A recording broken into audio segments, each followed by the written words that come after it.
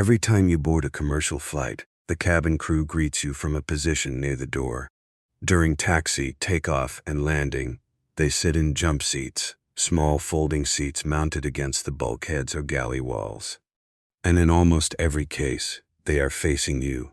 Not the front of the aircraft. You, the direction of travel is behind them. This is not a crew preference. It is not an airline policy that varies by carrier.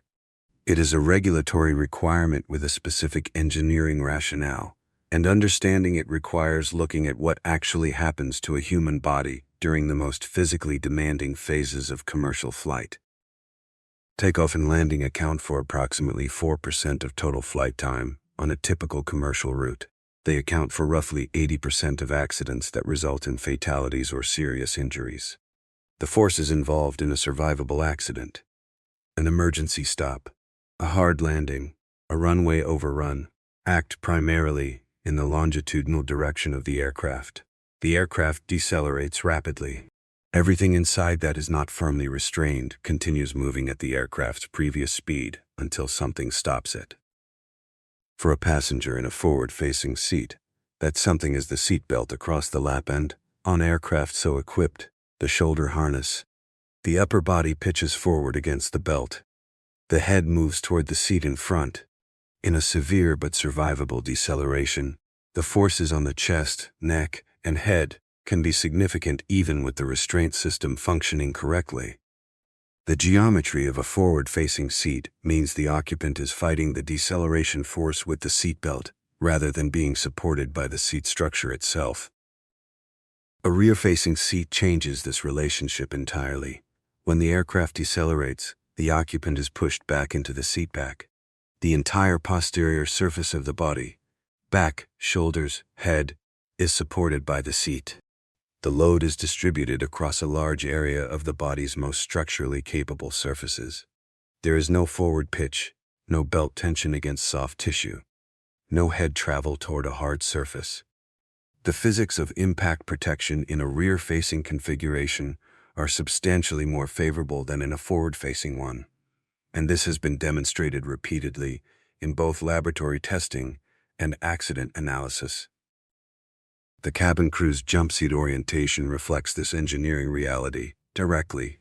Regulatory authorities, including the FAA and EASA, specify that jumpseat placement and orientation must protect crew members during the loads associated with emergency landing conditions. For a seat mounted on a forward bulkhead, the wall at the front of a cabin section, rear-facing orientation places the crew members back against the structure during a forward deceleration event, providing exactly the protection the physics requires. For seats mounted on aft bulkheads or galley structures, the same logic applies in reverse for the specific load cases those positions encounter. The jump seat itself is engineered differently from a passenger seat. Where a standard economy seat uses a lap belt and sometimes a shoulder strap, a jump seat typically uses a 5-point harness, 2 shoulder straps, 2 lap straps, and a crotch strap that prevents the occupant from submarining under the belt in a severe deceleration. This harness configuration holds the crew members securely in the seat regardless of the direction or magnitude of the deceleration, allowing them to remain in position and functional throughout an emergency sequence rather than being incapacitated by the event they are trying to manage. The placement of jump seats relative to emergency exit doors is not incidental. Aviation regulations specify that each floor-level emergency exit must have a cabin crew member assigned to it, positioned close enough to operate the door rapidly in an emergency. The 90-second evacuation certification requirement, the standard under which commercial aircraft must demonstrate that all occupants can exit through half the available exits in 90 seconds or less, depends on cabin crew being at their assigned exits and able to open them immediately after an accident sequence concludes. A crew member whose seat is located at the opposite end of the cabin from their assigned exit, or who is incapacitated by the landing event, represents a failure point in the evacuation system. This is why jump seat locations on a certified aircraft are not interchangeable.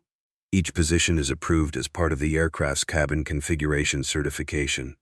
Moving a jump seat, even by a small distance, requires a supplemental type certificate or an amendment to the existing certification, a formal regulatory process that involves demonstrating the new position still meets all crew station requirements. Airlines that want to reconfigure their cabins must account for jump seat placement as a fixed constraint around which everything else is arranged. The interphone handset at each jump seat station connects the crew member directly to the flight deck and to other crew stations throughout the aircraft. During the pre-takeoff safety check, the captain communicates with each crew station to confirm doors are armed and crew are seated. During an emergency, the flight deck can broadcast to all crew stations simultaneously, and individual crew members can communicate with each other and with the pilots through the same system. The jump seat is not just a safety seat, it is a communications node in the aircraft's crew coordination network. From a rear-facing jump seat positioned near an exit door, a crew member has a direct sight line across a significant portion of the cabin. This positioning is functional rather than coincidental. During boarding, a crew member at the forward door station can observe the entire forward cabin section for passenger behavior, medical events, and security concerns. During the flight, crew members conducting safety walks observe the cabin from the perspective of their assigned zones. But during takeoff and landing, the phases when the crew is required to be seated, the rear-facing position at a door station gives each crew member visibility over the portion of the cabin they are responsible for. A passenger showing signs of distress, a bag that has shifted in an overhead bin, a child unfastened from a seatbelt. All of these are observable from the jump seat position in a way they would not be from a forward-facing seat tucked against a bulkhead. The brace position used by cabin crew during emergency landings is different from the passenger version for a rear-facing occupant. Passengers facing forward are instructed to lean forward, cross their arms over the seat back in front, and lower their heads, a position designed to reduce head travel distance and protect the skull and neck. A rear-facing crew member in a 5-point harness does not need to adopt a forward lean. The standard brace for a rear-facing occupant involves pressing the back firmly into the seat, bracing the feet on the floor, and keeping the head against the headrest. The seat structure does the protective work.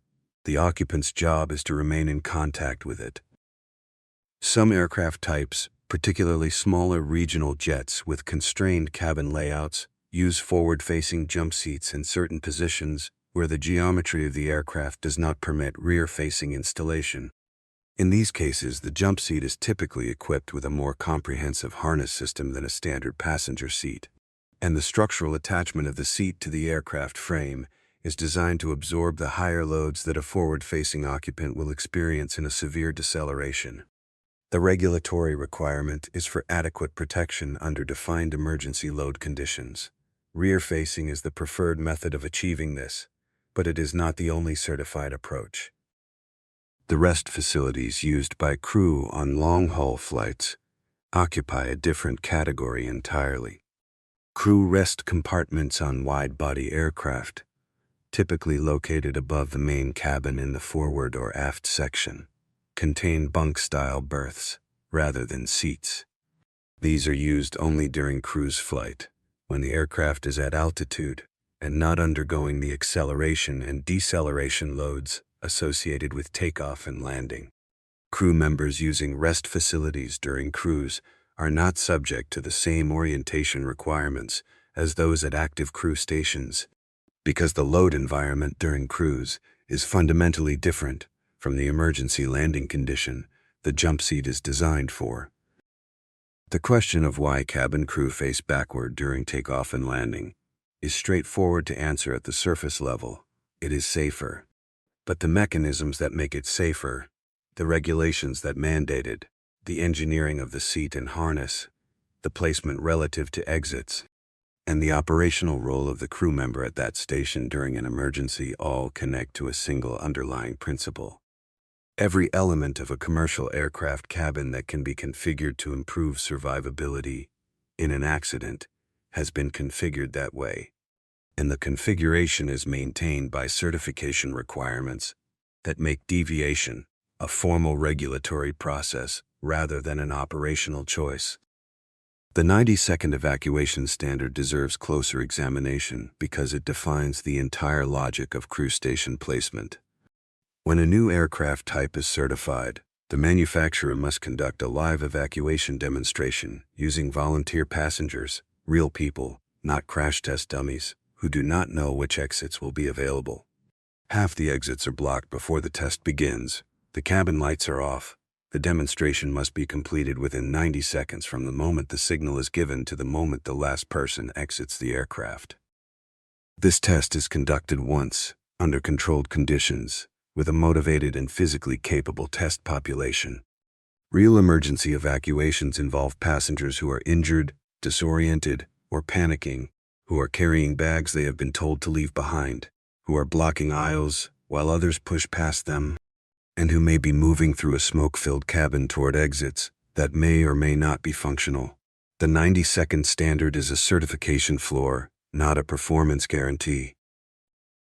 The cabin crew's role in this process is not passive. Each crew member at their assigned door station is responsible for assessing the conditions outside their exit before opening it. A burning engine, structural obstruction, or deployment failure could make an otherwise functional exit lethal. They make this assessment in the seconds after the aircraft comes to rest, before opening the door. They then operate the door, deploy the slide if equipped, and direct passenger flow out of the aircraft while managing the crowd dynamics of dozens or hundreds of people trying to move through a narrow opening simultaneously. A crew member who is incapacitated by the landing event because their seat orientation or restraint system failed to protect them adequately cannot perform any of these functions.